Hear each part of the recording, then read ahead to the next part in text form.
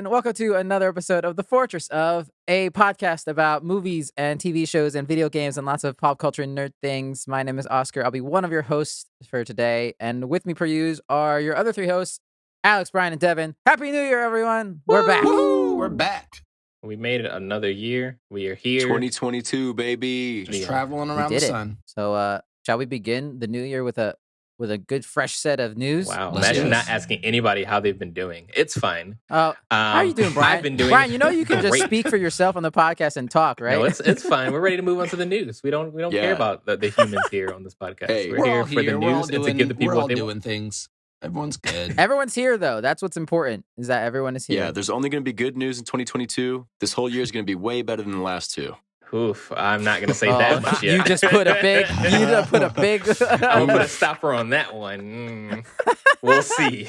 This is a year of a we'll see what Devin's opinion is like in a year. Yeah. If we have to kill Devin or not for jinxing the year. All right, let's get into this. News talk. There was a lot of DC news over the break, mostly revolving around the Flash movie that's coming up and Michael Keaton's Batman that was going to be in it. Ben Affleck said that it's his last outgoing as Batman in that Flash movie, which we all kind of expected because, you know, they weren't doing anything else with him and he also doesn't want to do it. So it's like, I guess it makes sense. I'm still bummed because I think he would have been a really good Batman. I think he is a good Batman, minus like some weird character issues, but I think if they did a solo movie, he would have been a pretty solid Batman. Yeah, so we're gonna say bye to him. Will he die in that movie? Probably. I don't know. Interesting. That movie looks like a lot. He'll go There's gonna be to a lot a going on. multiverse, and then that multiverse will end up in another Batman's space, and then they'll all get together, team up, and then fight Jared Leto Joker. Is what I'm going to call right now for 2022. Ooh, the hot I'm takes. down. We got to hear I'm down. first. No, Yeah. I think it would be pretty cool to see Batman die. As sad as that would be, I think that'd make for a pretty cool story in future. I mean, well, if he dies, what would there's a Batman movie coming out later this year as well? Yeah, that one's in a different universe, so it doesn't matter. There's no continuity of in the course, DC of universe. course. Yeah. I wish there Right, kind of was. And That also makes sense. because we know there's Michael Keaton's Batman that's also in this Flash movie, which is it's funny. There's a lot of yeah. Batman in this Flash movie coming up, and so it seems like Michael Keaton is going to be the new I guess Iron Man of this weird DC universe because it seems like they wanted Batman to be that. Gosh, that's interesting. And so now it looks like it's going to be Michael Keaton's Batman. Oh, Wow. no. I mean, I'm excited to see, but I don't know if I want to tie everything to him. he's Right. gonna be the guy. That's a weird one. I don't know. Also in that Flash movie, we know Michael Keaton's in it. And they're also bringing back General Zod and Feora from the Man of Steel movie. So Michael Yeah. Shannon's back. It seems like they really don't want to play with Henry Cavill at all. And it's like they're bringing everyone from that universe except for him back in any way possible. How can you not bring Superman into a movie based in that world? Like, everybody knows he's around. Right. It wouldn't be about him anymore. No. And I don't know if they don't like Henry Cavill as much as I think they're just they don't like maybe his Superman. Because I think, again, like Ben Affleck, I think he's a good Superman. And I think he could be a good Superman Ben Affleck? if they change that character. But no, sorry, Henry Cavill. Yeah. I was just saying in the same way as Ben Affleck's a good Batman, I think Henry Cavill's a good Superman. I think they just don't want him as Superman because they are introducing Supergirl into this Flash movie. And I think Supergirl might be the new Superman for this universe. Like she'll be the new Interesting. Super. I don't know. I want to say it's a mix of that and probably just scheduling issues. I know Henry Cavill has been having a lot going on because he's that guy right now. You know what I mean? He's going That's through true. Samuel L. Jackson treatment, and he's already established that he wants to do every single nerd thing that ever exists. So I think there's probably a lot That's of true. that going on right now, and I don't think they want to wait to release this movie based on him because it's a Batman. Right. It's a Flash movie. I don't say it's a Batman. He's gonna say it's a Batman It's a movie. Batman movie. Honestly. But Flash is in there. I mean, let's be real. It's a Civil War kind of situation where it's like, Yeah. yeah, Right. Captain America's in it, but motherfucking Spider-Man, bro. Like, come on. Yeah. Yeah. So So that's funny. is this movie of The Flash based on anything to do with the TV show? No. Is the Supergirl from the TV show Supergirl?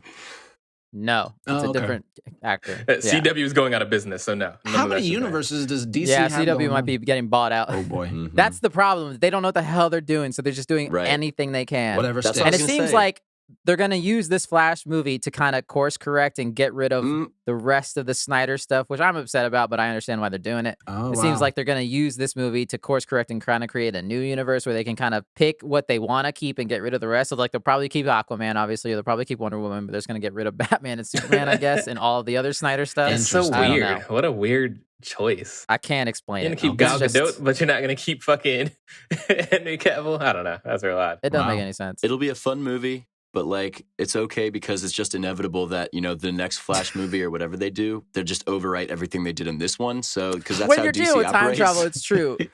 So I think DC's been going about this all wrong. Like instead of trying to copy, Marvel and like do something that's coherent, they should just like do random movies all the time. And then, hey, if this Flash shows up, cool. If this Batman shows up, I whatever. mean that, yeah. Like just don't even try to tie it all It together. seems like that's what they're doing with Right. like the new Batman and stuff. So it's Oh, like they're just doing God. whatever. Who cares? Maybe it'll work out for them. Maybe. Also, because Michael Keaton's Batman, which also leads to the point that he might be like the new Iron Man, is he's going to be in the new Batgirl movie as well. So he's just popping up everywhere. And it seems like Batgirl is going to be the new Batman. So you'll have a Supergirl who's the new Superman and a Batgirl who's the new Batman. So Oh, which is okay. cool. So maybe they're leaning into that. Reboot other characters. I'm so fucking tired of. I'm only 30. Why the fuck have I seen 18 Batmans in my lifetime? It's fucking I stupid. mean, Very good point. you're not wrong. Yeah, you're not wrong. I feel like I'm starting to maybe hit Batman fatigue, which let's get into it. The Batman trailer. I'm still gonna see it and I'm still excited, but there is a part of me that's like, damn, this is a lot of Batman. I mean, man. Mhm. if I was a casual viewer, I would probably not be super excited about this. The only reason I'm excited about this is because I know how strong of an actor Robert Pattinson is.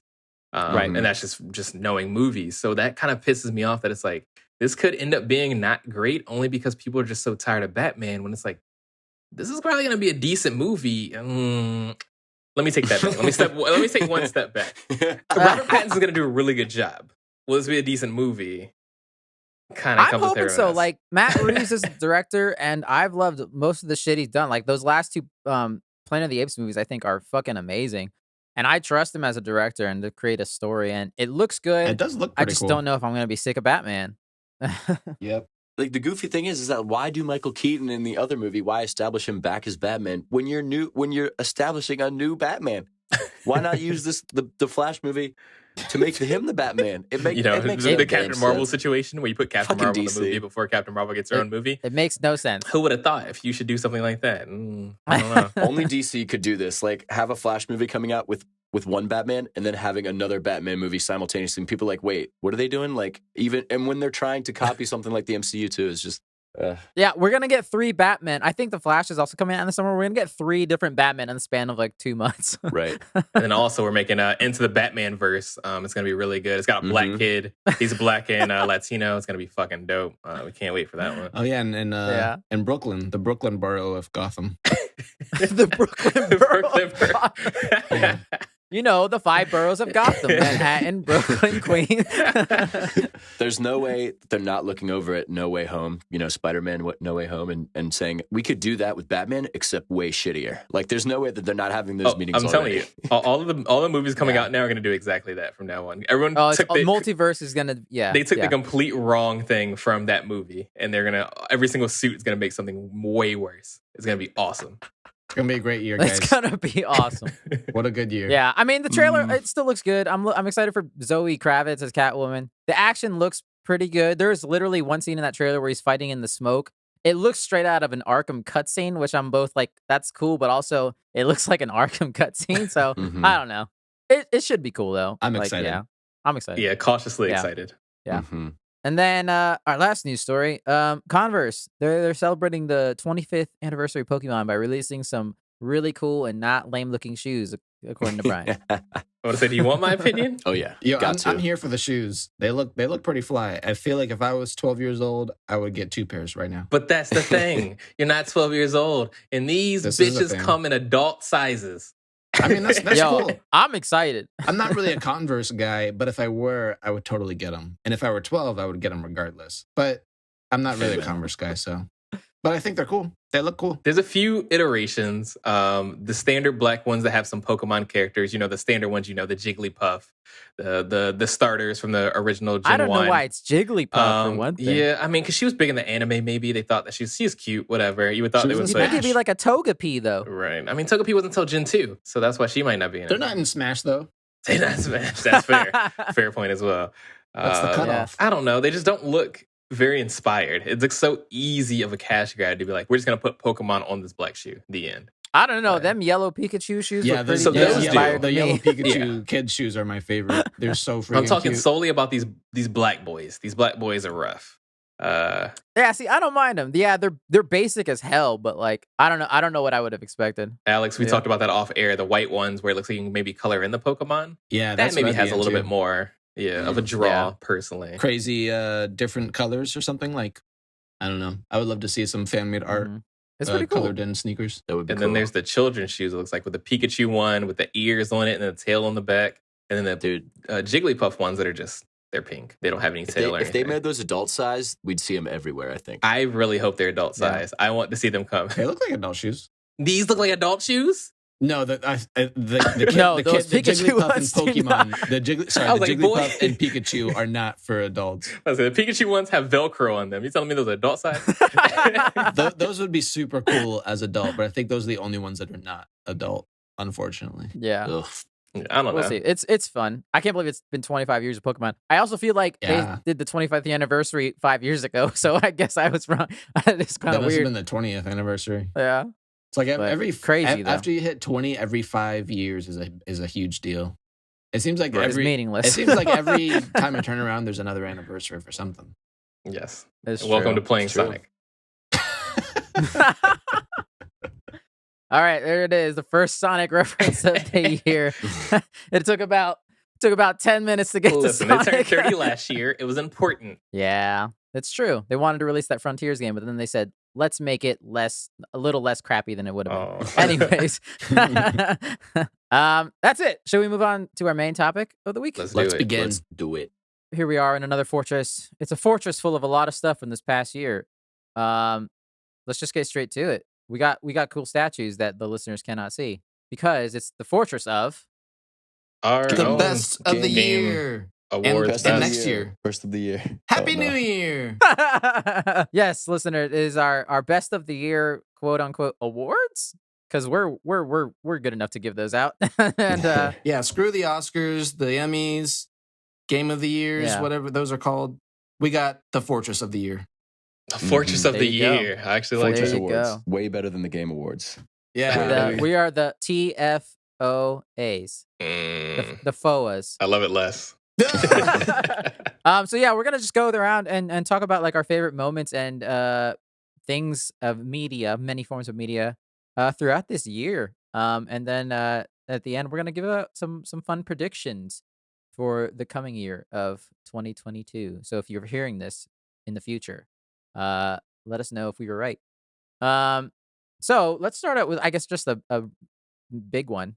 Their best movie of the year. Devin, do you want to go first? Sure. Yeah, this one for me was a very easy pick. For me, it was a Netflix movie called The Mitchells versus the Machines. It was Oh, I haven't heard of this. oh man, it's worth a watch. Like it was made. I heard that's really good. Yeah, it's made by the same people that made Into the Spider-Verse, I think. And Nice. it was basically like it's like one of those kids movies where I can watch it with my nieces, and like it was just as entertaining, if not more entertaining, for the adults in the room because it was just very in the way that Into the Spider-Verse was really good. It was very good at like very well crafted story, funny jokes, like well done humor, well done, graphics. Just that, like, well, I shouldn't say graphics, animation, but like it was, yeah, it's just overall like a breath of fresh air and a fantastic like movie night with the family. I think of any ages. So Nice. maybe a recommendation for y'all over the holidays as you're with your family for a good movie night. You know what? I feel like I did watch this movie. Sorry, let me interject. I just want to say, listeners, no spoilers for anything that's super new. Mm-hmm. But if it came out like probably a year ago, earlier in the year, we might spoil minor spoilers. But for the most part, we're going to keep this as spoiler free as we can. Mm-hmm. Sorry, Alex, you may go continue. No spoilers, yes. But yeah, isn't it about like a group of like orphans or something and they're like trying to No. find their parents again? No, this one's about like a Incorrect. family, like basically an Apple/Google Tesla kind of company, like is making these like robots, and then they become self-aware almost Oh, wow. immediately, and they start like putting everybody in boxes. But this one dysfunctional family is like the only ones that aren't captured of all the humans in the world. So they have to like go and try to upload a virus to the mainframe to destroy the robots. And, so it just kind of follows there, like while also, at the same time, like dealing with the family issues, they try to save the world at the same time. So it's very like, Wow. I don't know, it was just very well crafted, very well structured, like a great experience overall. Definitely my favorite new movie that I hadn't seen before. Nice. Okay, yeah, I definitely not the movie I was thinking of.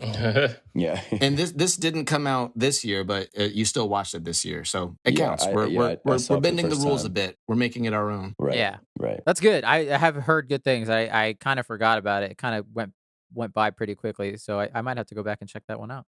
Absolutely. It's worth it. I'll go next. Mine. I mean, you guys should know. I don't think you guys will guess it because it's been some time, but it's obviously Zack Snyder's Justice League. Oh, no. God. Wow. Should have called that. Did that come up? Okay, look. I had no choice. There was a couple options. I had to choose. It was like, what do you do with Shang-Chi? Do you do a Spider-Man? Do you do a Eternals? And no, it's Zack Snyder's Justice League. One, because I mean, it was like it had everything going against it, and it somehow still surprised me in moments. Like caught me completely off guard, and I loved it. I loved every aspect of that movie. I loved it that it was 4 hours of just a giant DC deep dive of lore. That movie And was it's 4 hours. and it's ridiculous, and I totally understand it's not for everyone, but for me, it was everything I wanted and more. And I know that there's definitely problems with it, but it also helps that it was a million times better than the last Justice League movie. Yeah, we should I have love taken a bets good on this. underdog story. So that you know what, that's Yeah. a solid pick. Yeah, Knowing that So- Oscar like bought a shirt for this movie, like we should have known. I know. I was thinking back, and I was like, "What's it gonna be?" And then I was like, "Oh shit, that came out this year. Done, easy. We're done." Easy pick. Amazing. All right, I'll go next. I got a good one. I feel like this may be controversial for some of you and some of the listeners, but for me, it's probably my favorite movie that I've seen this year, and maybe arguably in the last couple of years. And it's one that we talked about recently on the podcast, and that's Dune. Heck yeah, Oh. dude. I was lucky enough and safe enough to see it in theaters. And I haven't seen a lot of things in theaters in the past, several months, couple of years, obviously. And this is the one movie that I feel like that came out in the past, 2 years or so that would be like highly recommended to see in theaters. And I'm so glad that I got the chance to do that.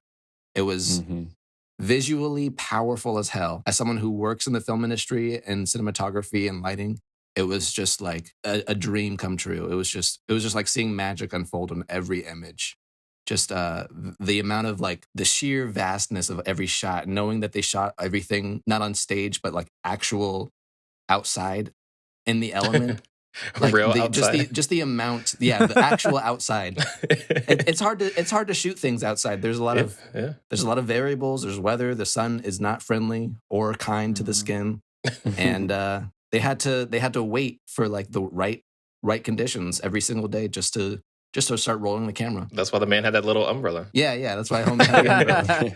Sun's hard in the But sky. yeah, it's something that you can't quite replicate in a studio, and it's just really cool to know that they went for it, that they went big, and I think they really succeeded, at least visually. I know the story may have some issues, some controversies, but I really enjoyed watching it, and just as a fan of visual theater cinema, this was like almost as good as it gets. It's one of the best looking movies that I've ever seen. To piggyback off of that, kind of like you, this is one of the first movies in a long time that's made me buy something. Like Nice. I have Right. the book coming to my doorstep here in probably a Word. few days because of watching this movie.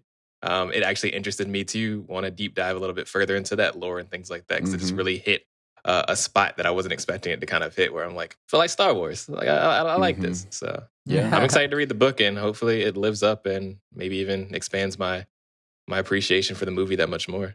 I think it'll be That's better than the movie. Yeah. Yeah, probably. I was just gonna say I can also back that because whereas Alex got to watch this in a theater, I still pretty much enjoyed this movie watching it on like a 30-inch TV at home. Yeah. So, yeah, like you said, it's got its issues, but it's still a damn good movie. Yeah, definitely. Like I would say, one of the most anticipated movies of this year as well. Like I think Yeah, I think for sure. it was Absolutely. when I was making the decision to buy the HBO Max, like that deal that they had where like all the movies are going to be on HBO Max. It's like, but Dune's kind of the one that where it's like it kind of brought it home, because there was like Godzilla versus Kong and stuff. I'm like, I wouldn't go see that anyway, but like, but this one's like, I mean, Dune's going to be free. It's like, okay, so it's worth $15 a month until that happens. It's like, yeah, like For me, mine's gonna also probably be another one that we've talked about in one of our previous episodes. Y'all know me. Some more lore of Brian the Boy is I don't watch a lot of movies. It has a lot to do, I think, with ADHD, and just something about a movie just feels so much more, I don't know, daunting to watch than a TV show. So I can always watch a TV show and binge it pretty easily, but watching a movie is like pulling teeth for me. So being on this podcast has actually given me a lot of appreciation for movies, because I've been, not forced to watch them, but got to watch them so we can talk about them. And one that had been on my list for a long time that we finally got to watch and I loved was Parasite.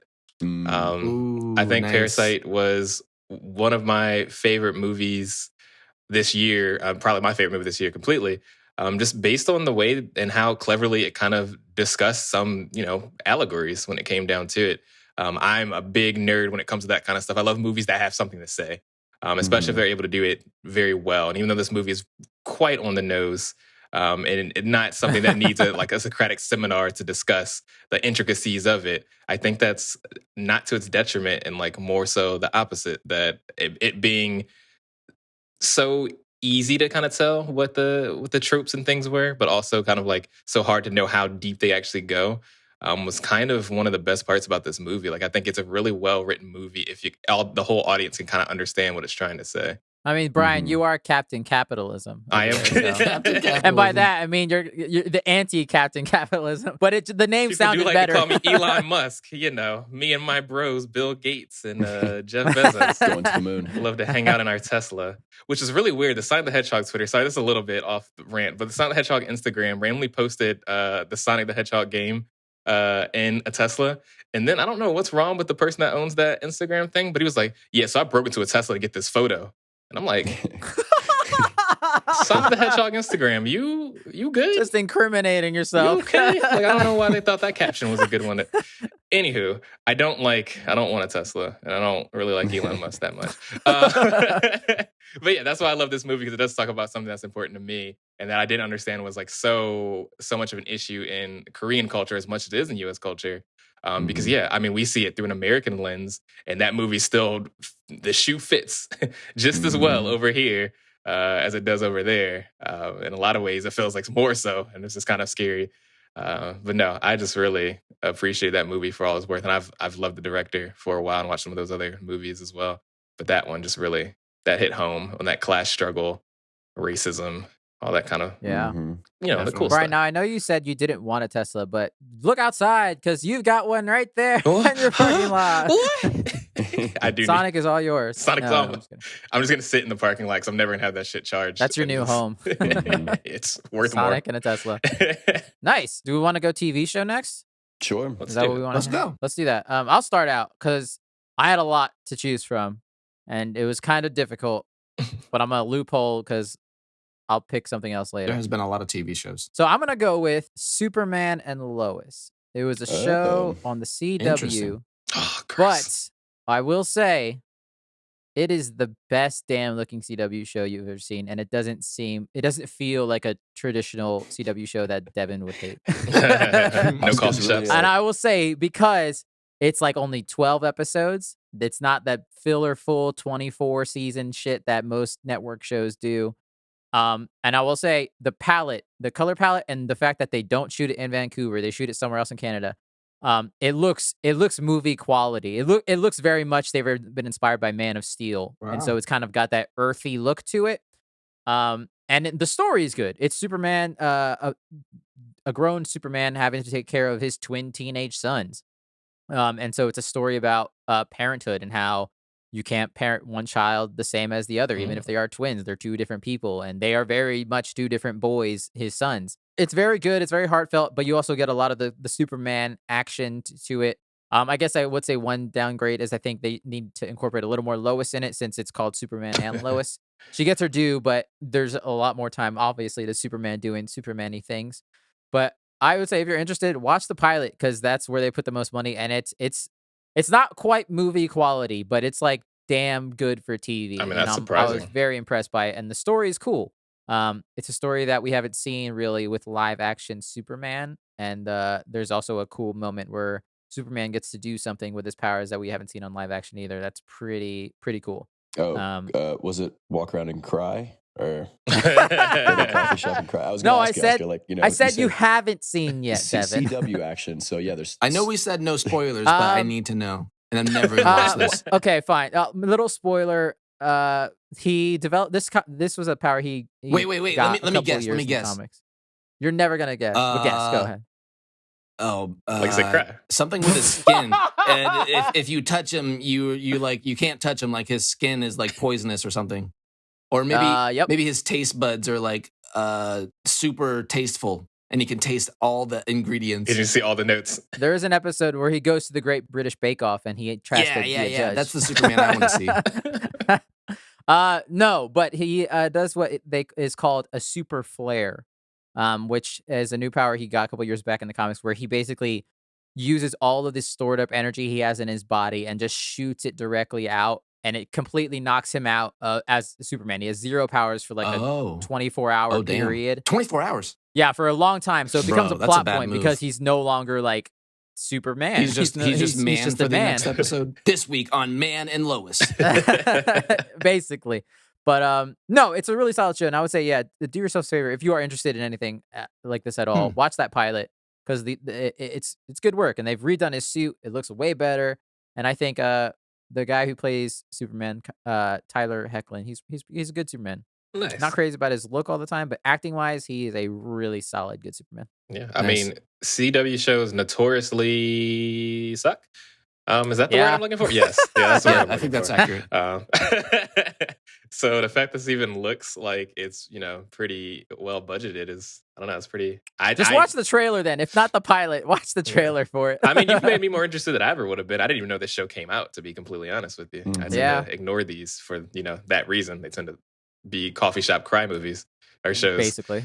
Yeah. You would not be wrong. Well, very good. I can go next. So for mine, I think WandaVision was like late 2020 or like, right? It started in late 2020. So I was going to go with Loki because Loki, kind of Oh, nice. those two shows together were just a great example of what the MCU can do on Disney Plus for the show format. And they really just like hit a home run with both of them, especially because they're kind of tied together.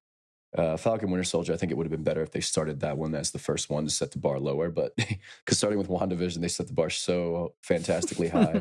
But then Loki, the cool thing was that after Falcon Winter Soldier, not really a letdown, but just more of like a more grounded story. Loki comes. It was was straightforward. traditional. Loki Yeah. came in and like Yeah. set that, got right back up to the bar of like where WandaVision was, where there's like a mystery, kind of don't know what's going to happen each week.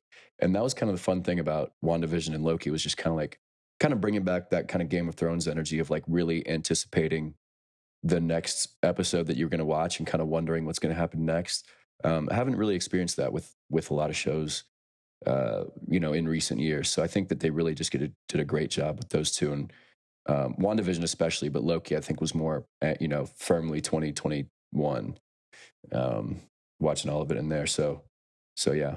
And then, Tom Hiddleston, just fantastic as usual. He's so damn Yeah. charismatic. He's a wonder on the screen whenever you see him. I think that was the best part about the entire show. Yeah, I loved Absolutely. him in the movie for sure, but I loved how much it seemed like by the end of the series how much the show itself was going to affect future Mhm. Marvel entities, which I really appreciated and made me excited to see more things Yeah. Marvel.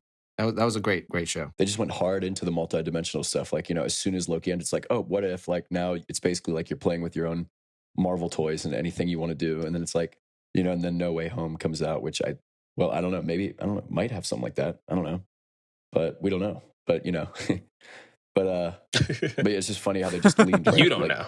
We straight know. into multidimensional, like very like Loki ends. It's like, oh, multidimensional, like boom, boom, boom. We're here now.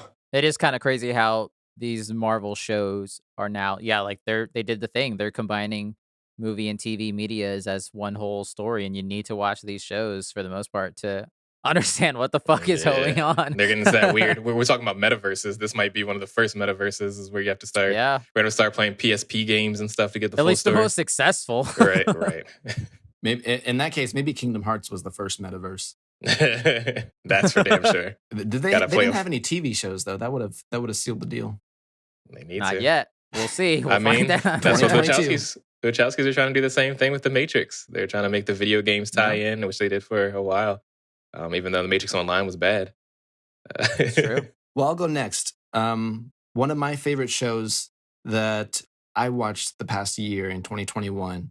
It definitely didn't come out in 2021, but I watched a lot of it in the past year, and it's something that I definitely needed. Like my soul, my heart, my body needed this at the top of the year. It just gave me so much joy, so much positivity, and a lot of laughter, and that is Schitt's Creek. Hell yeah, brother. Yeah, we talked about this a couple of times in the podcast, but if you're listening to this episode and you haven't heard about the show for some reason, check it out. It's about a group of like super rich family members that get down on their luck. I think their accountant screwed them over and stole all their money, and all of a sudden they're broke, and they're forced to live in this rinky-dink town called Schitt's Creek with like $12 to their name, and the whole series they're just trying to get back to where they once were, but they go on this huge emotional journey and realize that maybe they don't need all the money that they had, but they just need each other and family time and good quality support in order to be a better version of themselves. And there was just a lot of great life lessons in there, a lot of great like family like loving time, and it was just I wasn't expecting a comedy to give me that many feels, and it was very, very welcomed. Yes, I will only second that. I can only sing that show's praises. In my mind, it is the closest thing you possibly get to a perfect show. And I don't say things like that very often, but I think that show Damn! it is very, very well made in the way that, like you said, the way that it mixes comedy with real life moments, with some things that are almost feel a little fantastical. Because one big thing that I know is talked about very casually in the show, but it's something that we don't think about much because the way that it doesn't necessarily affect our life is the acceptance that these characters seem to have for each other. Because this is a ho-dunk town. They have a very small population, and there's a canonically gay character, or I guess LGBTQ plus character in this show. They talk more about being pansexual and things like that. And it's just accepted. Like this world almost has like I don't want to say perfection, but it's just like, what if some things in life didn't matter anymore, and how could that look in TV? And that show does a good job of doing that kind of stuff. Right.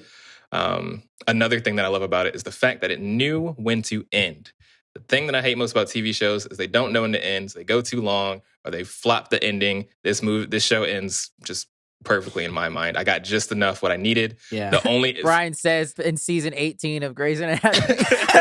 and Grey's Anatomy should have ended at least 12 years ago. I will say it's not good anymore. I'm committed at this point. But no, I just love, and it's like for me to even want any more of that show is just me purely being selfish. Mhm. I think. Yeah, it's like when you have like a favorite movie from a long time ago, and they're like, "Oh man, I wish they would make a sequel." Then they finally do, and you're like, I wish I didn't wish for this because I feel like the sequel's gonna suck, and usually they It do. just ruins it. So Mhm. Yeah. I think a lot of times it's better creatively if the creators can just do a service to the fans and just let it be. Yeah. And I Just like let it that, be. like Brian, what you said about, I think it's the son character, right? And like I think I read something that he David said in an is interview hilarious. where he was like, when you're a gay character in Hollywood or whatever, it's usually some kind of like righteous, like thing. Like you have to like have this big coming out moment and like kind of like plant your flag on the hill. And he was like, no, like it's just part of the character.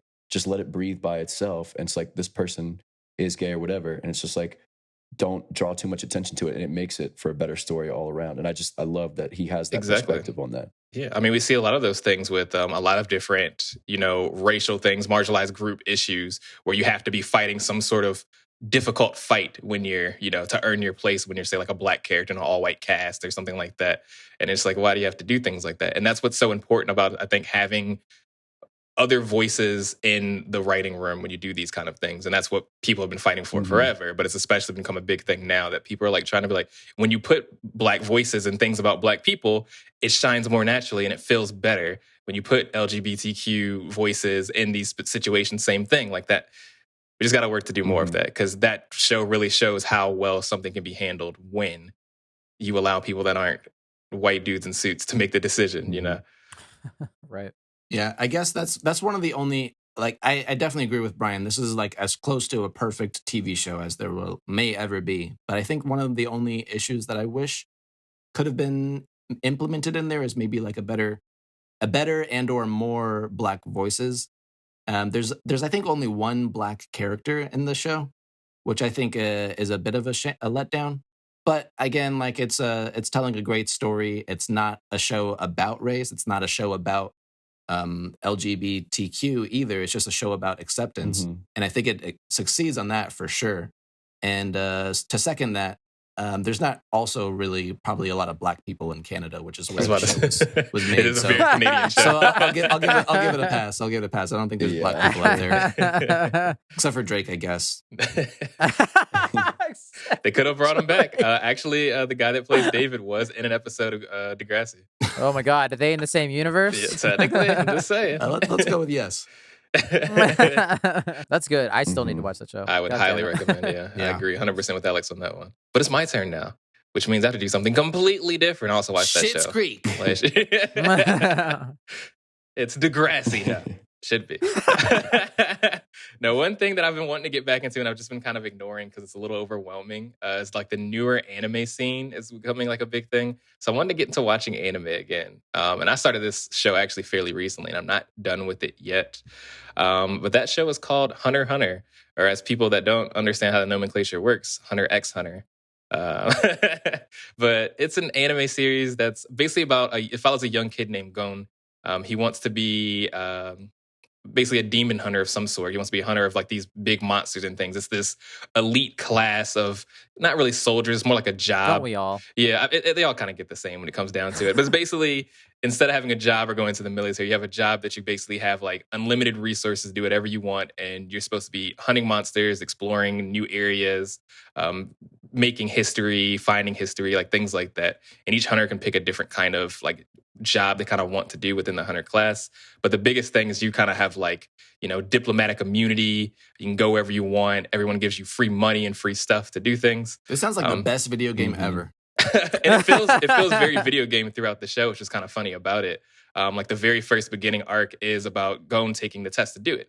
The whole reason he wants to do this because his dad is a hunter. Dude just straight abandoned his son, good father, very Pokemon-esque, where it's like, oh, your dad's one of the best hunters. He's one of the best gym trainers. Can you take care of me? He's 12. Child is 12. So first thing he has to do is you have to go through this kind of test. And of course, it's a very arduous, long test that's pretty damn dangerous that he has to go through to get his license. That's kind of where it starts out. And it gets even more crazy and ridiculous from there. Unfortunately, the show will probably never end because the manga's been on a hiatus for about 5 years. Oh, no. So that's what's unfortunate is it a very, very strong show and people really love the anime a lot and the manga. But it's probably never gonna finish. But it's probably one of my favorite things I've watched this year just as a whole. It's very strong. Interesting. Pretty cool. So if you like anime or you don't like anime that much, I would recommend one of these ones to maybe be a place to start. Because like Alex said, is it does have a very video game feel to it, and it almost makes it more interesting to watch because the way that they talk about, damn near leveling up. Like Very nice. Yeah, that's dope. It sounds pretty good. Do we want to go worst now? And then afterwards we'll go best not end on a low slash- note. Yeah, let's go worst movie if anyone has anything. I know I have one, so I can start. yeah, you start. Let's see what you're feeling. It's Venom 2. It's Venom. Who gives a shit? It's Venom 2. It's just boring. It's just thank God it was shorter than Venom 1. I watched both of them before seeing Spider-Man. And Sony just needs to stop making movies. Just completely just stop making movies. It's just, and Tom Hardy's this weird interpretation of Eddie Brock. He's better in this, but he's still kind of weird. I will say the best part of the movie is his dynamic with Venom at times, but it's so inconsistent and tonally weird, and it's mostly just boring. And I was really mostly because I was looking forward to hoping that this one would actually be good because Carnage is the villain, and it's like, oh, you actually have a villain that is a decent villain-ish, is a mass murderer, and like you could do something with it. Not really. It's just kind of bad, and yeah, no one needs to see it. Yeah, that's something that I wish I could just like check out the Spark Notes for, because I'd love to just find out the lore for lore's sake, and just so I can go into other movies with some knowledge. But I don't want to watch it at all. It was tied with I was gonna say Dynasty Warriors, but I couldn't do that to my boy. You can't do that to your boy. Nah, dude. Come I just watched on. like the YouTube fight of the Carnage versus Venom fight, and even that like 10-minute long YouTube video, I was like, "Is this gonna end soon?" Like, it's not even good. It's just it just doesn't make any sense a lot of the time. It's one of those things that I've talked about. I think me and Oscar Sibley have talked a lot about it, where it comes to like, I'm fine with a bad movie, especially if it's bad and it's so stupid that it's kind of fun to watch. But my least favorite thing when a movie is bad and also boring, and those Venom movies are boring. It's just, it reminds me of that most recent X-Men movie with Phoenix. Oh, Dark Phoenix. Dark Phoenix. Ooh, yep. Like, it wasn't even just bad; it was also just really boring. And that's so just boring. And then they're so long now. Like, movies are just so long that I can't sit through 2.5 hours of snoozeville. Oh, yeah? Yeah, so I had a feeling. I warned Oscar. I was like, I've only seen the first one, but I hear the second one's just the first one over again. So Yeah. I would have picked the first. You know what? It's a tie between Venom 1 and Venom 2 since I watched both of them back to back. Just because Venom 1 was a half hour longer. So damn, that's true. At least they knew to shorten it up a little bit. Yeah.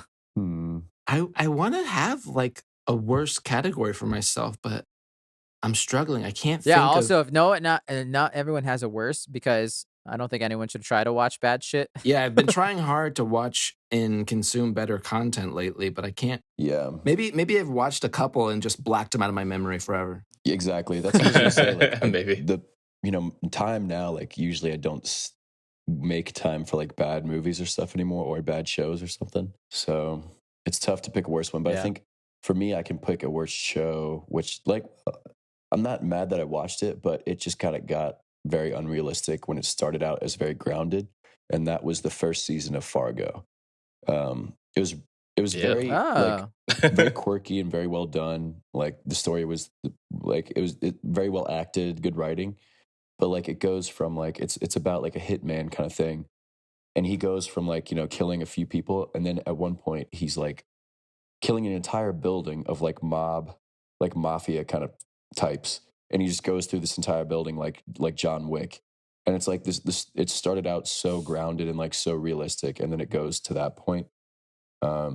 So I think for that reason is why it just got kind of a little out of control. But I'm still happy I saw it. But like, I guess of things to pick for worst of the year. Nope, it's your worst. You hate it with all your being. That's how it goes. It will forever be cemented. Yeah. That's the worst one for sure. Which wasn't even that bad, but I had a pretty good bar this year, pretty high bar. But oh, look at you. Well, that's good. That's great. Yeah. I'm happy for you. You got anything, Brian? Anything I bad? have a worse game that I decided to revisit this year. Oh, let's go. Because I wanted to, we all get a little bit of Stockholm Syndrome every once in a while. I've had a lot when it comes to BioWare and what they kind of do with their video games. No. So usually, once again, whenever I like a game, I tend to play it once a year. But I did not play Mass Effect this year because I didn't want to buy the Legendary Edition because it was too expensive. But I did try earlier in the year to replay because I was like, maybe I gave this game a hard time. And that's Mass Effect Andromeda. Okay. Oh, and it's the worst. I still never finished playing it. I got like 3/4 of the way through. I hit the same point where I do in most games, and then just stop playing it. Yeah, no. When you hit the end and the credits roll, you're just kind of like, did I beat a game? Was that it? This is another one of those games that were just comically failed throughout its whole development process. This kind of came out. What was this before Anthem came out? And I beat it like as soon as it came out, and it left a terrible taste in my mouth. The game was buggy. The faces were really awful and ugly. The combat system was actually pretty good. Like it played really well. It was just boring in every other aspect of the game. It just felt empty.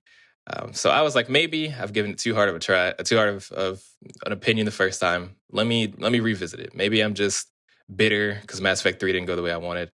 So I booted this game up again, and I played a good like 10, 15 hours of this game. Like I was pretty close to beating it all over again. And then I just sat down to play one night, and I was like, what am I doing with my life? Like, what? Oh, no. Am I okay? What's going on? Because this game was just bad. It didn't get the like No Man's Gave you Sky an treatment. existential crisis. You definitely think Really, it's bad. like I felt like the Robert Downey Jr. like want to quit drugs kind of situation. Where it's just like this might be so bad that I want to get my life together. Like I'm gonna go get another degree or something. Like, well, hey, maybe that's a good thing. I don't know. Yeah. It sounds I pretty ended up bad though. not doing anything of any of those kind of things, but I did uninstall that game as quickly as possible and get that shit off my hard drive because it has no place where yeah. No. But I felt that a lot, Brian, this year of like just like very low patience for bad games. Like just for bad Yeah. anything. yeah, true. Shows and stuff too, but games especially, it's like Quit a lot of jobs this year. Yeah, I'm not allowing myself to do bad things anymore. 2021, this game right here reminded me, don't do anything bad. Forget watching bad TV and playing bad video games. Oh man, that's funny. I thought of something. Okay. I agree that we should all try our best to, only consume good things. And this holiday season, I tried revisiting something that I thought was good, something that I grew up watching as a kid for a long time. It's a Christmas classic. This is gonna hurt. Maybe a lot of people still one of their favorite Christmas traditions or movies. But let me tell you, I watched this damn movie and was very disappointed. And that movie is Rudolph the Red-Nosed Reindeer. Oh my God. I was so scared. I was like on the edge of my motherfucking seat. movie is the most racist thing I have ever seen in my life. That's not what I expected. Listen, I didn't think that either. it's the old, like the classic, like, I don't know, ABC Family. They're all bad. Claymation, stop motion. I remember watching this so many times and loving it. But man, I watched it recently, like I said, holiday season, expecting the best. Like, so pumped, so excited. And the first, like, half of the movie, it's like a 45-minute, hour-long TV special, whatever. The first half of the movie, Rudolph is just getting bashed and discriminated against, literally by his peers, by his teachers, by his parents for having a red nose. So what? He's got a fucking red nose. Who gives a shit? He's got a colored nose. Who cares? His classmates are like instantly making fun of him, giving him shit. Like, oh, you got a red nose? Oh, you're so stupid. We're not going to play with anybody that's got a red nose. Are you crazy? I'm like, whoa. Just like, I was shocked by the wordage, by the language. It was very, very clearly written. I'm not sure if it was supposed to be about racism or if the people that were writing it were just racist and were just like, oh yeah, this is how somebody would say this because this is how I would say this about black people. You know what I mean? My favorite part was when you called it a colored nose. Right. Like, I'm telling you, they could just sub out 2 words and it would be historically accurate. You know what I'm saying? Unfortunately, they were saying like he went up to the freaking reindeer coach who's trying to teach everybody how to fly, and his nose falls off or whatever, and the ball drops, and everyone's like, oh, wow, he's got a shiny red nose. I would think that's pretty cool. I never met anybody with a red nose, but that sounds awesome. His coach is like, whoa, you can't play anymore. Like, these kids are gonna learn to fly. You got to go home. Like, you're not gonna play any reindeer games. We don't like your kind around here. He said, and I quote, "We're not letting anybody with a red nose play reindeer games." I was like, you got to be fucking kidding me.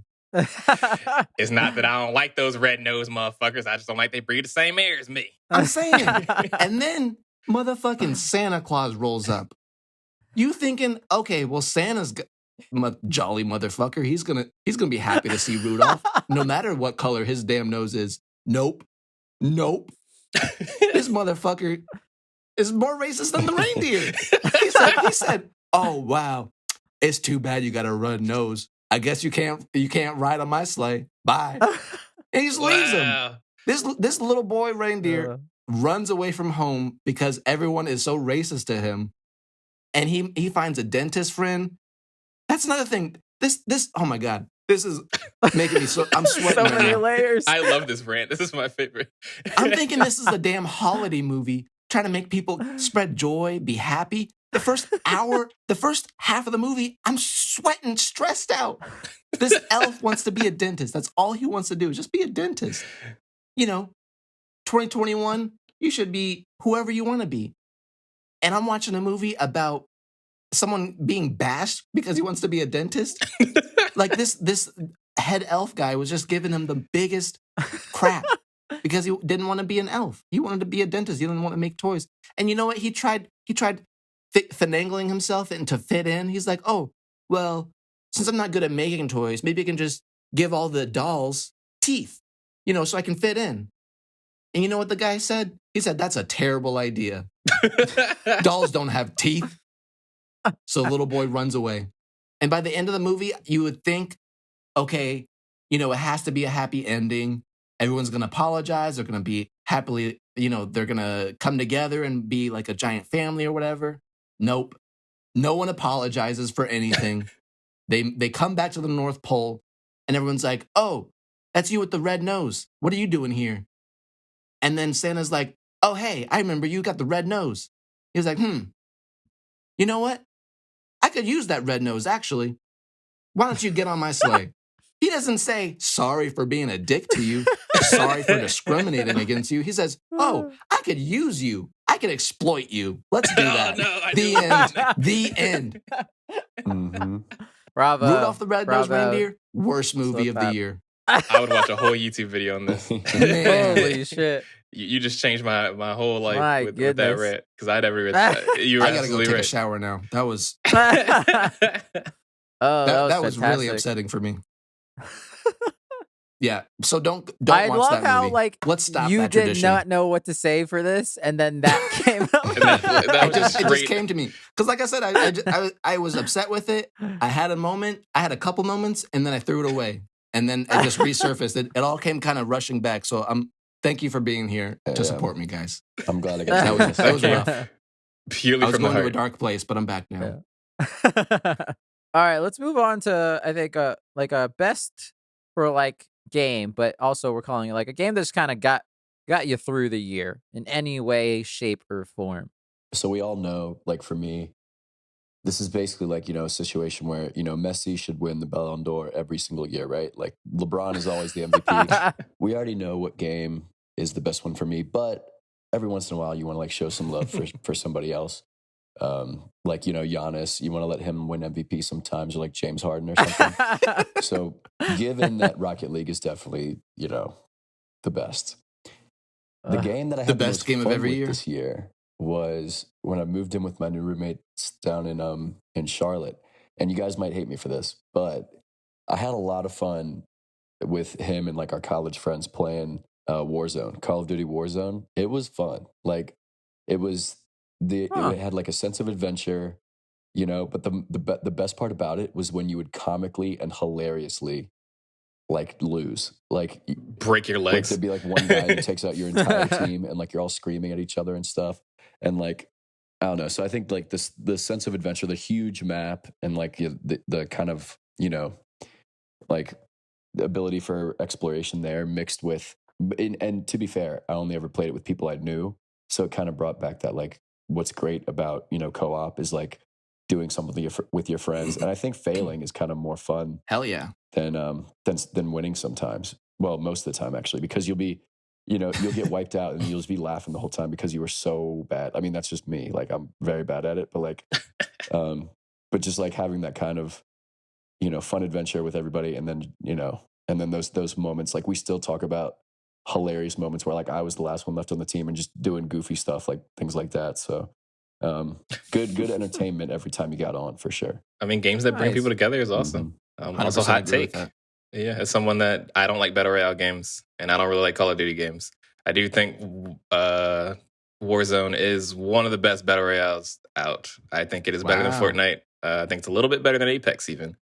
Damn, So I'm gonna just say look that at I mean, the that. map is they huge. handled it well. They did a good job. I've never played this, but I'm happy for you I guys. mean, I don't want to I play it played 'cause it it's too like many a handful of gigabytes. times, Yeah, but it's yeah. too big, so I I would don't see delete how it. it could be fun, like doing it with people you don't know. But that's, I mean, I haven't really tried it Mm. ever in that way. Yeah, it wasn't. Yeah, like, but I mean, with people you know, though, it is very fun because it's just the moments that get created because the story is different every time. You know, because you land in a different place, you have a different like loadout, different situations. Like, it just makes for a lot of funny moments if you have a lighthearted, mood about it. You know, if you're trying to compete too hard and like, oh, we got to win, it's like, it's not as fun. Right. Yeah. Games are more fun when you're Nice. not being a gamer with a capital G. I'm starting to learn as I get Yeah, older. absolutely. I can go next. Mine is a game that I played when I just wasn't feeling great mentally at the time of the year. Just because everything that was happening with the year. I was like, 'cause gestures wildly, all of this. Yeah. The universe. The best way for me to explain it is it was a nice palate cleanser, and that is Bug Snacks. I love how much you loved this game. I think It was that's great. yeah. It was exactly what I needed in the sense that it was a perfect palate cleanser. It was a game that I could completely 100% and platinum in about 6 hours. And Nice. I just needed that real quick in like the 3 days that I played it, whatever. And then I was done. I felt better, felt refreshed and to move on. It was just, yeah, it was just a nice little, fun little game. Basically Pokemon, but bugs. And you just have the cute little universe, but actually with a kind of heartfelt ish story at the center of it as well. Um, so yeah, it was a nice little break from all the other crap in the world Mhm. that I needed just to keep going. This was great. Yeah, that's Also, that cool. song is a bop. Songs a bop. You love that theme song. I never heard about this game before you started talking about it, but it makes me want to try it out. It's good. Oh, bro, it's Yeah. hype. As soon as they started playing that music at the was that on one of the Game Awards that they first showed this? I think it I was can't the remember. first Game Awards. I think I don't Something know. like Or that. the It was one of last those year's, big I can't things. remember. Yeah. Yeah. And when that song came on, I was like, what is this? Excuse, wait a second. Everyone thought it was gonna look like crap. Yeah, it ended up That's being a game that a amazing. lot of people love. I can go next. I can do one. So for me, trying to think how many games I really played this year. Not too many. But I did try some new things. And one game that had been on my list for a long time was Divinity Original Sin 2. So one thing during the pandemic is I used to read a lot of books, and now I don't really read much anymore. It's kind of making me sad. And I do think it's the pandemic has just made me just not have any creative juice or any juice of any kind outside of survival. Um, so it's been weird trying to kind of find ways to still keep myself entertained and feel like I'm like challenged mentally and creatively in those ways. And somehow Right. this game kind of filled that niche a little bit by feeling almost like a storybook. So Divinity Original Sin 2 is a huge game. It's an incredibly large RPG with a lot of different ways that you can approach the story and everything about it. This game changes wildly depending on the choices that you make. And that's kind of one of the things that people love the most about it, that you can go through this entire game and never fight a person ever if you don't want to. And that's super interesting about this. So basically, like the gist of the story is your own personal named sorcerer in a land called Rivellon. And basically it's like this power that most people have, but not everyone has inside them, that allows them to kind of like have certain powers of certain kinds, and different characters have different kind of powers. It's kind of almost like, trying to think of another way to put it. I guess it's kind of like X-Men a little bit, except for not everyone's trying to be a superhero. Most of these people are just normal ass people that have powers. But what happens is this thing called the Void has opened, and it seems to be wherever there's a big flow of source, there's a lot of Void woken. It's struggling. I'm struggling through this. That tend to appear, and then these weird dark creatures that appear everywhere around. So then they start getting like incarcerated. So basically, anybody that is shown to be able to use the source has to go to this prison and stuff like that. And you're basically one of those characters that gets sent to prison. Then you go on a grand adventure.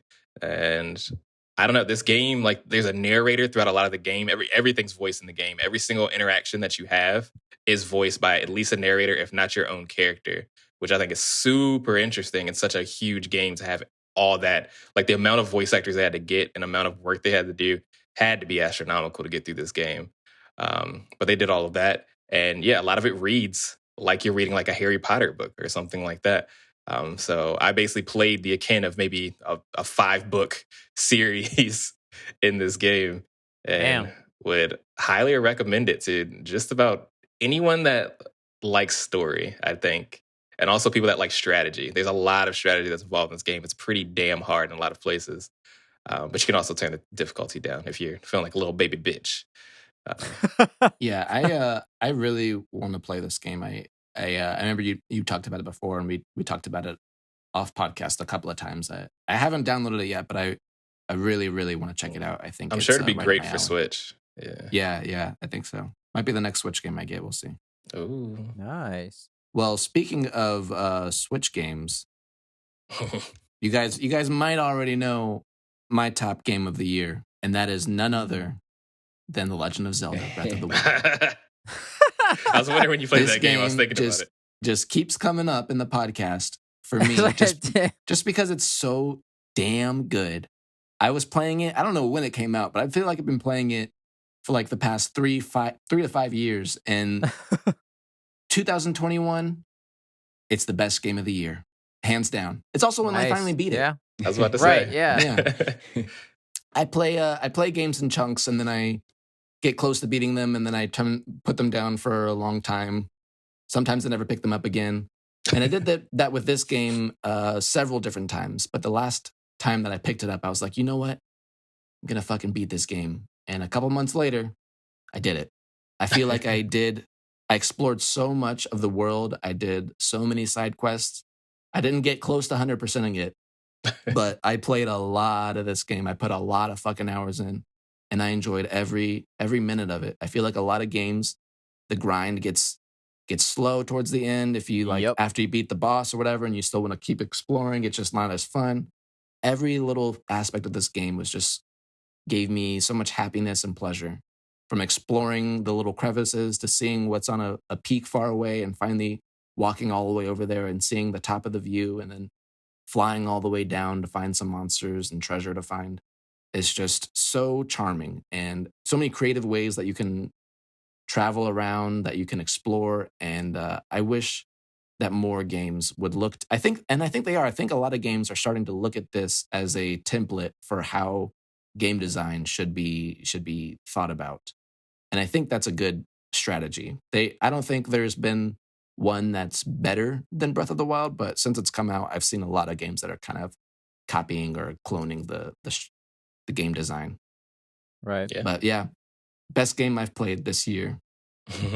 And Nice. it might be the best one next year too. I'm looking forward to replaying it. It's so much fun. It's Yeah. very interesting to see the difference in how different companies kind of approach game design. And I think that's interesting that you brought that way up. Because I know Devin talks a lot about it too, and why he loves Rocket League so much. That I do think that we're getting kind of away from that AAA feel again. Especially with a lot of indie developers making a lot of really good games that are, very well. Because honestly, when I think about a AAA game, it's almost akin to like a Marvel movie, where it's very predictable. Maybe not the story necessarily, but it's going to be a game that's going to be very cutscene heavy. And I'm starting to appreciate games a little bit more that still tell a great story without having to be essentially a movie that I'm playing. Mhm. And I think Breath of the Wild brings a different kind of design aspect into that. I was like, it still tells a great story, and it makes a good sense of exploration, but a lot of it is player controlled as opposed to, story controlled, if that makes sense. Where it's like me finding my first like cool sword is like something that it's between me and the game more so than me watching this happen. Yeah, definitely. So I'm starting to find that I'm liking that a little bit more. Maybe that's just kind of like the fatigue I'm getting from the other kind of games. But yeah, no, I really love that people are starting to approach that differently. And that's why more games like Breath of the Wild are starting to get more attention. Mhm. So Yeah, I think it's a great thing that you said that. I think playing it, I was thinking about this, but I haven't thought about it until now. And you're right; it definitely explores the way that it handles exploration is on the forefront. And I think this game kind of changed the name of Zelda for a lot of people. Zelda was kind of the series has kind of been this one thing, And Breath of the Wild kind of took the whole formula upside down and kind of changed things a lot, which I think most similarly is the same as Metal Gear Solid 5. All those Metal Gear games take the story as the forefront, and the gameplay and action are very great, but the story is like the main attraction for a lot of people. And with Metal Gear Solid 5, the story is very, very in the background, I would say. And you're Some say kind you of can't understand it. yeah, you also can't really understand it, but you're left kind of to your own devices in every aspect that you're playing with. And sometimes there's not anybody talking or any voiceovers or anything for like hours upon hours until you hit a certain thing. And Breath of the Wild is very, very similar. You're kind of creating different sandboxy scenarios with the enemies, that you're exploring the environment in unique ways. And I think those two games are very, very similar. I wonder if there was any inspiration drawn from either. Oh, I think that that is a very close comparison that I hadn't thought That about is in a a- while. But interesting dissertation that you could be writing right there. yeah, they feel completely different. But the way you explore and are just kind of coming like toying with the enemies or putting on masks and sneaking around and just tricking the computer and making your own fun is something that I definitely found myself doing time and time again in both games. That's really cool. Nice. Yeah. Those are the major ones, right? We've covered all the major ones. Yeah, dude. I think so. All these guys, everybody we just talked about, expect your copy of the award, the Fourtress Award. It'll be in the mail. Soon. Yeah. It'll be a giant statue, the size of Mount Everest. No, the size. What is it? Mount Rushmore with all of our faces on it. Yeah. Yeah. Before we move on, I do want to rattle off some quick funny awards, or for myself at least. Best movie where the trailer was better than the movie. Nominees are Godzilla Ooh. vs. Kong, Mortal Kombat, and The Matrix Oh. Resurrections. Those are all your winners right there. Oh, Mortal Kombat wasn't bad. I say fuck y'all for that one. That's in bad faith. Oh, Brian, I was going to say, I got to redo my worst. I got to call it Mortal Kombat. Damn, dude. I feel disrespected here. Yeah. Didn't mean to bring up some feelings there with that one. I think that movie was fine. Animated, I watched The Nightmare of the Wolf, which is a Witcher Mm. animated movie, which I thought was actually pretty cool and pretty good. And then also the Castlevania series. Mm. The final season happened this year, and I thought it was fucking Yeah, that was a phenomenal. cool one. And it was actually a pretty damn good show overall of all 4 seasons. So I didn't want to forget that. Yeah, and then best nostalgia moment, Spider-Man No Way Home. No spoilers, just that movie. That's it. The whole villains thing. are there. It's cool. Go watch it. The whole thing. Yeah, I can agree with that. I don't know if does anyone else have anything else to say? Best ad I had to see 3,000 times throughout all of 2021. Raid Shadow Legends, boys. Today's video is sponsored by Raid Shadow Legends, one of the biggest mobile role-playing games in 2021, and it's totally free. Currently, 10 million users. I'm just kidding. We're not sponsored this is by not an ad. Raid Shadow Legends. But if you'd like to Raid Shadow Legends, once again, I would be willing to take your money and put your It's game on real. my iPhone 12. It is perfect. That or Rocket League. Hit up Devin. Oh any yeah, chance you Sideswipe want, or you whatever know? it's called. Come on. I'll get that it right. mobile version of Rocket League. Devin will get to level I'm 100. not like I'm kind Also, of scared to play it. League of Legos. If you want to sponsor Alex specifically, he You say has been League of playing your game. Legos? Yeah, League of Legos. Yo, if League of Legos is a thing, I am 100% down. I'm still playing League of Legends on my phone, but I am very interested in this League of Legos game. Let's make that happen 2022. That'd be pretty cool. That'd be pretty It's good. not a thing, but Legos. If you want to sponsor us, Yeah. as well. Is it just Lego? We will Whatever. not develop it for you, but Yeah. we'll be the idea guys. We'll just be the creative directors. Yeah, definitely. I mean, Yeah. I'm tired of these people not paying us for our ideas. It's starting to actually make me pretty upset. Yeah. We're just losing money every episode. All right, let's move on to our final segment of the week, which we like to call Free for All, title pending. This is a segment this week, though, listeners, where we can do whatever we want. But this week, we're going to do, continuing with our main topic of Best of the Year, we're going to look forward in time at the year 2022. And we're going to make a couple just like predictions of what we think will happen in that year based on media or anything, really.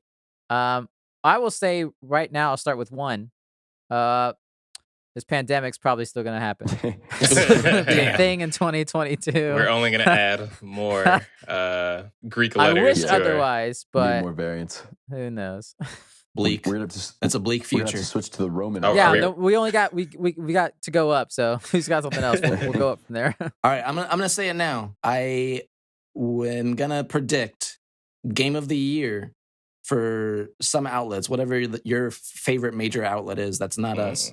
I know what he's going to say. Game of the year, Breath of the Wild 2. Oh, no, never. I don't know what he's going to say. I thought he was going to say Elden Ring. Ooh. I mean, I don't know. That might be up there, but I think Breath of the Wild's gonna take the cake. Is That's that slated to what I'm come waiting out for. next year? Like for real? That's interesting. For real, It's TBD, but yeah. I don't know if it's gonna yeah, come out that's next not year, but it's gonna be the game of the year.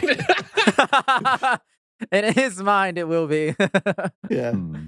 I think there's also Elden Ring. There's God of War, which is probably God of going War to be Ragnarok's amazing. out there. Yeah. What else is there coming out? It's gonna have some stiff competition. Yeah, I honestly, know. next year is going to be a packed year for video games. So it's actually going to be Yeah. a pretty good Game Awards. I'm assuming. The new Pokemon's coming out. I feel like that's going to be pretty great. Like the feudal Mhm. Japan The era. open worldy thing. Yeah. That's not going to win anything. I feel It's not like going Pokemon to never win, but wins it's going to be a good one. I might play it. Yeah, you should. Pokemon's I great. predict that I might play a Pokemon game again, and it might be That's the actually new pretty one. big because when was the last one you played? Like a decade ago? Yeah, Game Boy Advance probably. I mean, I Yeah. replayed a lot of them in high school, but yeah, I guess that was Right. over a decade ago.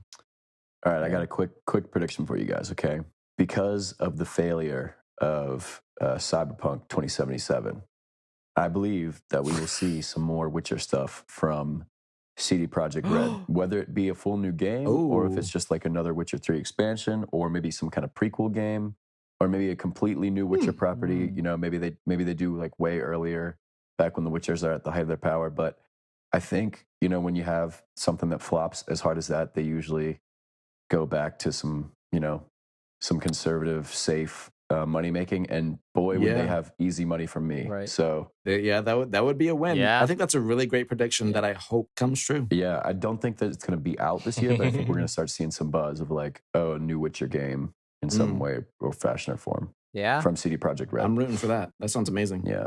that would be Oh pretty no, cool. man. They tend to. I'm gonna call you on that one. They tend to work pretty slow. True. So.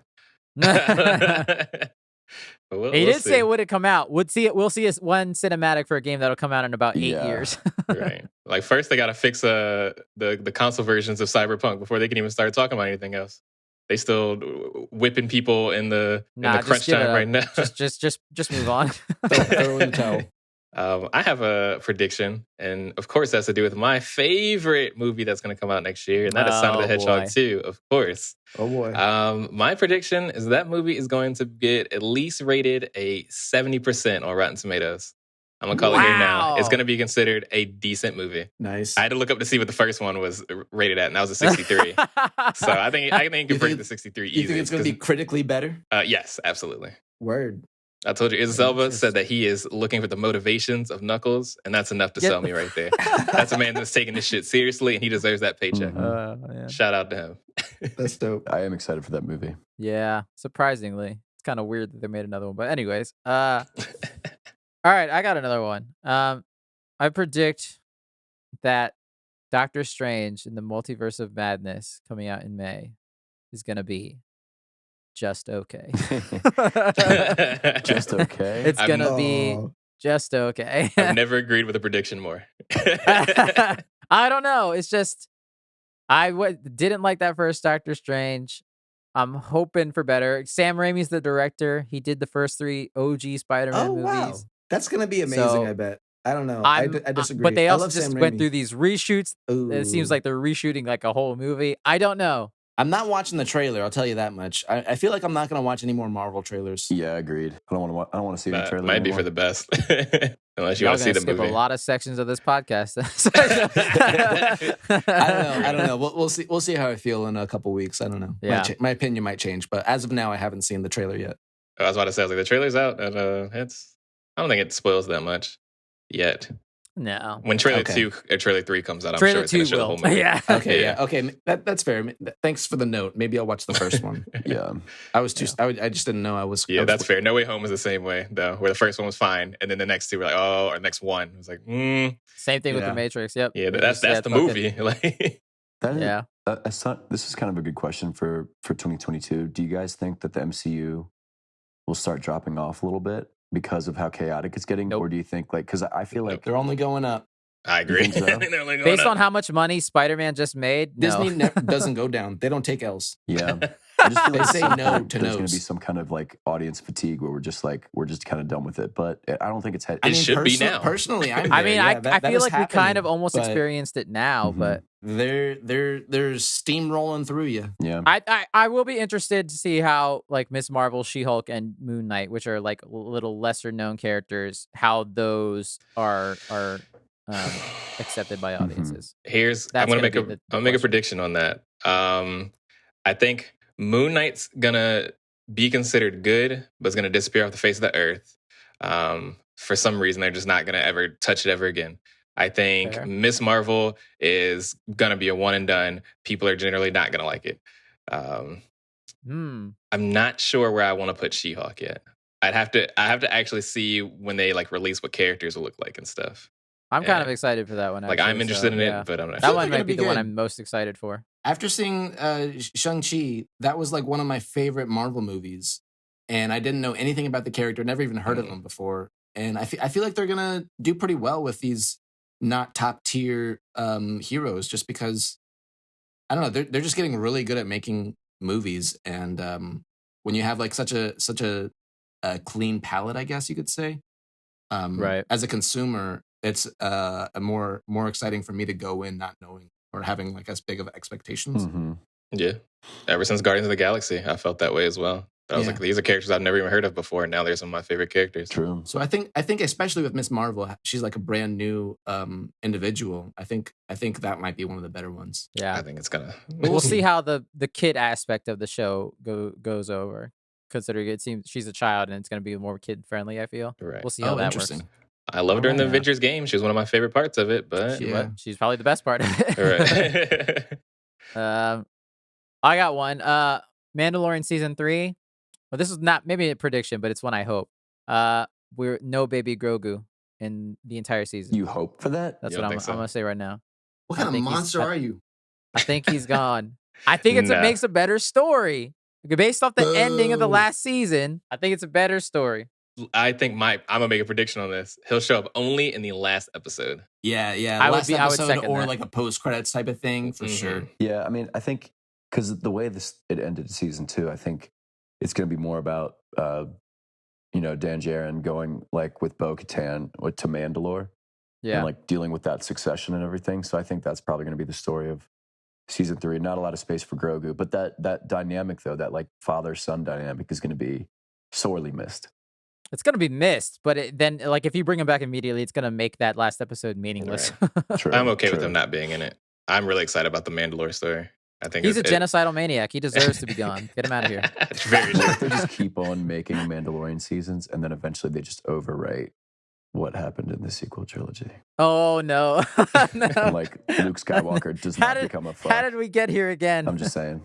I wouldn't hate to see it. And like, hey, Sebastian Stan looks exactly like Mark Hamill, so they could do it. Make it happen. I know he knows some people at Disney because why would he know anybody there? I don't know. But make it happen, Disney. Make don't it know. happen. Interesting. That would be interesting if that is your prediction, something Last Jedi related, and it actually came true. I will give you $1 million.